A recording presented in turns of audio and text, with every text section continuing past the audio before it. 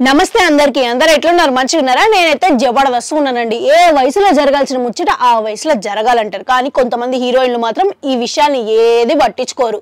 ఇక ఈమె పెళ్ళిళ్ళు దాటి దశాబ్దం అయింది అయినా కానీ పెళ్లి గురించి మాట్లాడుతూనే ఉన్నది ఇంతకీ ఈమె ఎవరు అనుకుంటున్నారా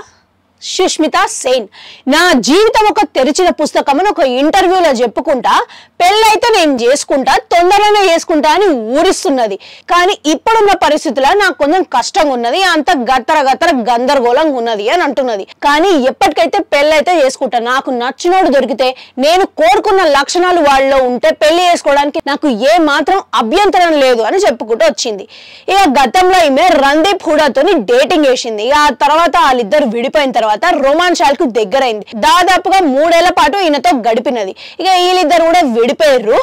ఐపీఎల్ ఫౌండర్ అయిన లలిత్ మోడీతో కూడా కొన్నాళ్ళు సుష్మితా సేన్ కనిపించినది ఇక ఇప్పుడేమో ఎక్స్ బాయ్ ఫ్రెండ్స్ గురించి మాట్లాడుకుంటా నా మాజీ ప్రియులంతా నాకు ఇప్పుడు స్నేహితులు అని స్టేట్మెంట్ ఇచ్చింది ఎందుకనంటే ఏవో కారణాల వల్ల బ్రేకప్లు అవుతా ఉంటది విడిపోతా ఉంటారు అంత మాత్రాన వాళ్ళు మనకే శత్రువులు కాదు కదా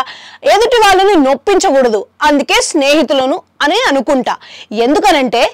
ఎవరితో ఎంతవరకు ఉండాలనే గీత తెలిసినప్పుడు మన లైఫ్ అనేది మన జీవితం అనేది చక్కగా పోతుంది అని చెప్పుకుంటూ వచ్చింది ఇక మొత్తం మీద సుష్మితా సేన్ మాటలు బట్టి ఈమె చాలా సున్నితత్వమైన మనసు అని తెలిసింది ఇక ఈమె వయసు ఇప్పుడు 48 ఏళ్ళు ఇంకా 2 ఏళ్ళు దాటితే ఈమె హాఫ్ సెంచరీ పూర్తి చేసుకుంటది ఇక మొత్తం మీద